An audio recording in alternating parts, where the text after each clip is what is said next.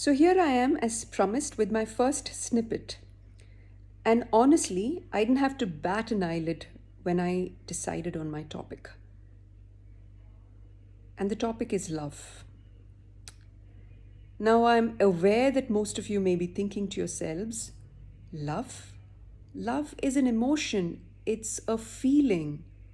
It's something that I live out spontaneously, instinctively. So, what's the fuss about? Why do I need to know about love? Now, this erroneous thinking can be attributed to the age of Romanticism, which was prevalent in the 18th century when emotions and subjectivity reigned supreme. And as a result of which, there was a certain irrationality. Now, picture this so that you understand that love is not just a feeling or a sentiment. Two lovers or two friends getting to know each other who are drawn to each other, what do they typically do?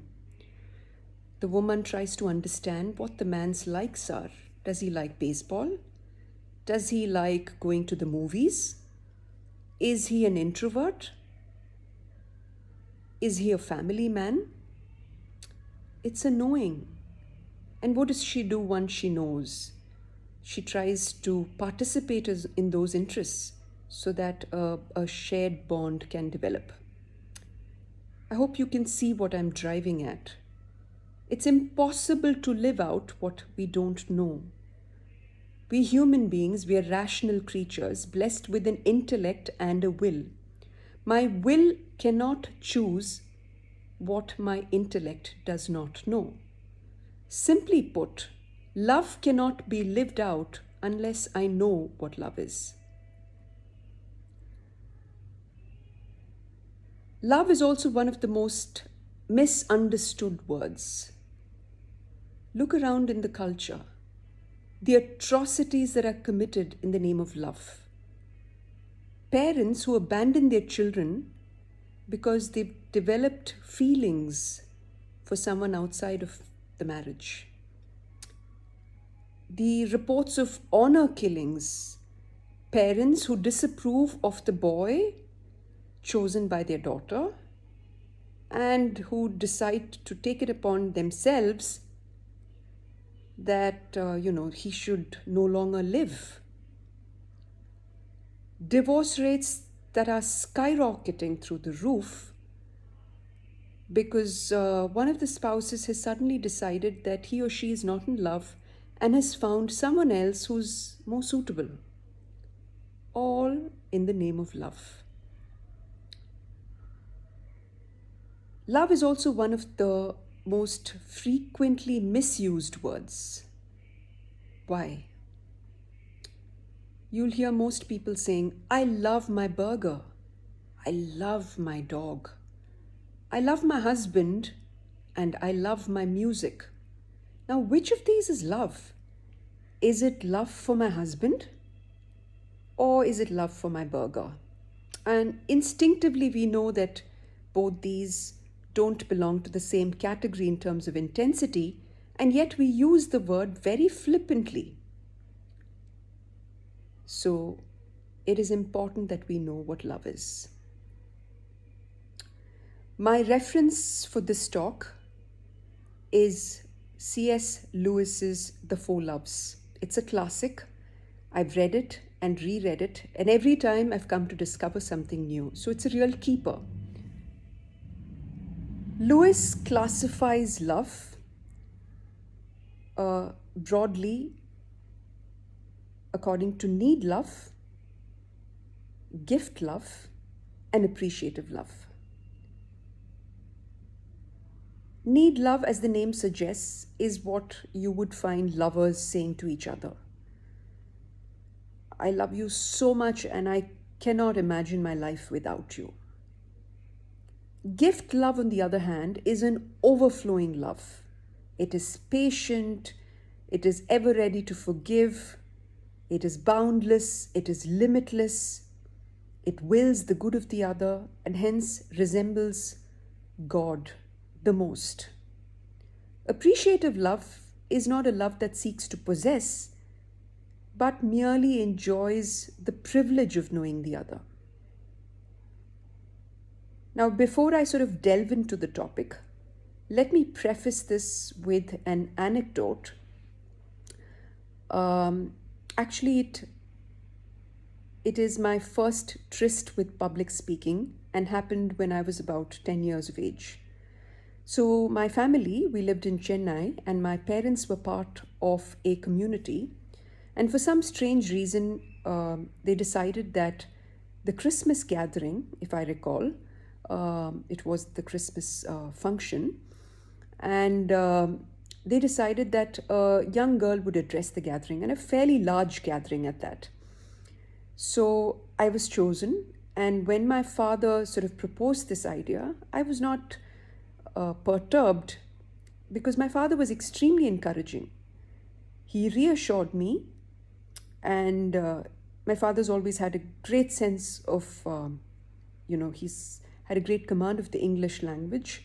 And so he reassured me. He said, listen, I don't want you to worry about it. I'll write the speech for you. All you need to do is memorize it and deliver it. So I was not worried. I remember my brother's response distinctly, and he basically said, listen, if you decide to do it, it's your choice, but you can be rest assured that I'm not going to be anywhere in the vicinity of the auditorium.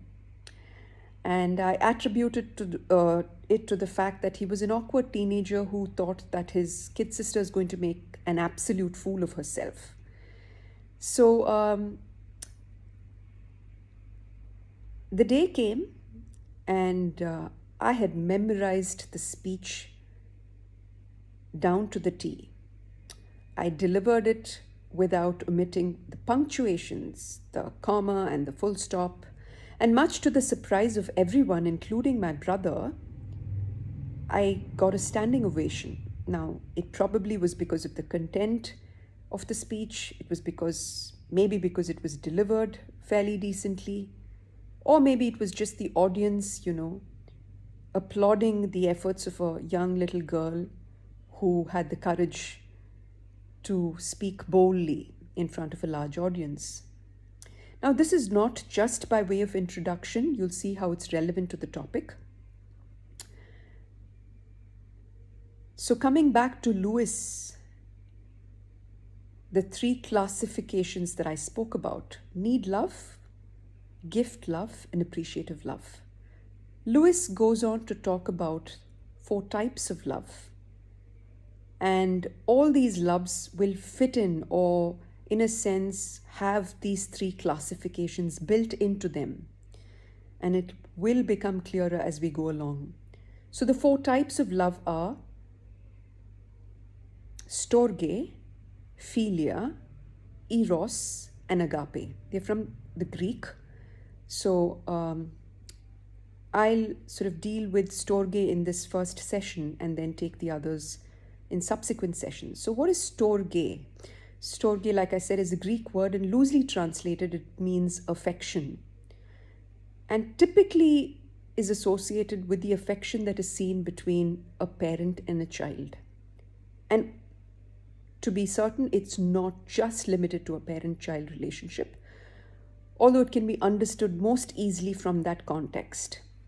It's also seen in the animal kingdom. What a cat feels for her little kittens is a display of Storge.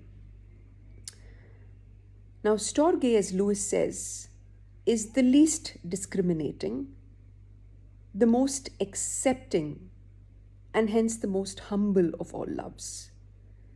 There's a certain familiarity, taking for granted, a certain comfort that one feels with the other. But Storge or affection also unites people who are completely different from the other, such that they may not have chosen such an affection, under normal circumstances. And this is seen very clearly in a spousal relationship as well. You see the case of a wife who has very different interests from her husband and yet has a tremendous amount of affection for her spouse. Storge, as Lewis says, also broadens one's horizons. Why? Because it is a love that is not based on conditions. It loves not because of, but despite. So you have a married couple who've been happily married, and all of a sudden the husband has an accident and is pretty much paralyzed. A woman who has storge or affection for her husband is certain not to leave him. It is an accepting love. Storge is also a love that is able to love the unlovable. So take the example of the parent-child relationship, especially the relationship between parents and teenagers. Parents don't just tolerate their teenagers, although they may not approve of their tantrums, they still love their children. So it's apparent from these examples that storge is a gift love and an appreciative love.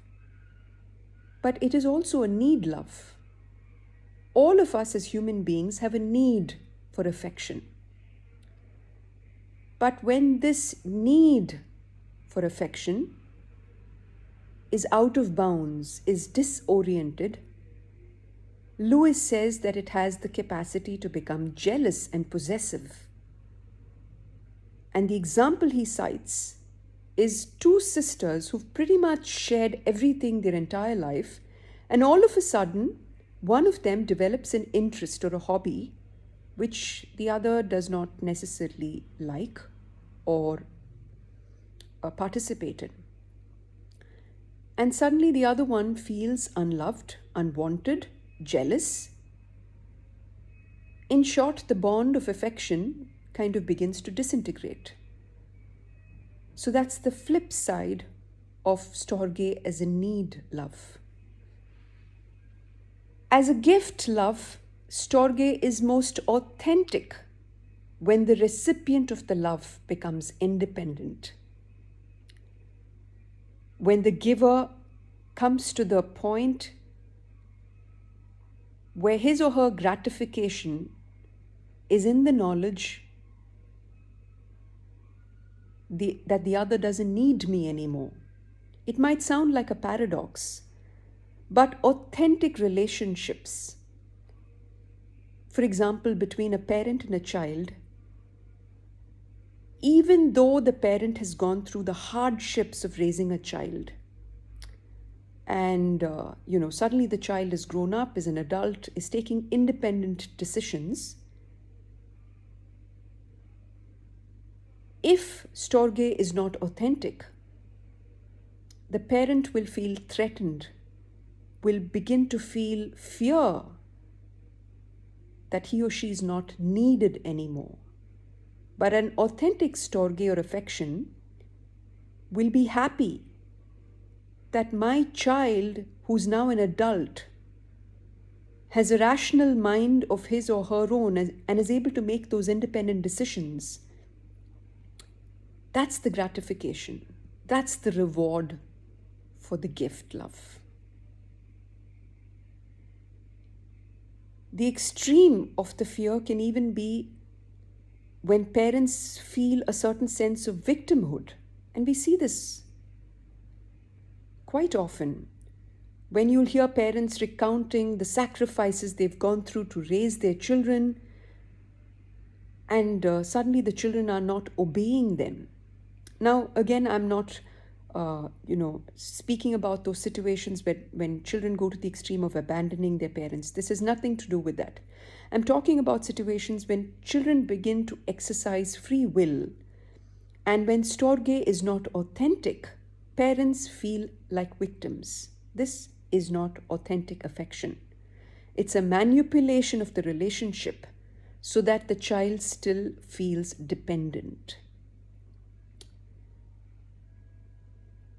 Now, coming back to my anecdote, what my father did when he encouraged me, when he went the extra mile, to write my speech, when he felt happy and proud that his little girl, had the courage to go on stage and deliver that speech, is an example of Storge. So I hope you've got an essence of this kind of love. The following types, which is philia, friendship, eros, and agape, will be dealt with in the subsequent sessions. I hope you enjoyed. Thank you.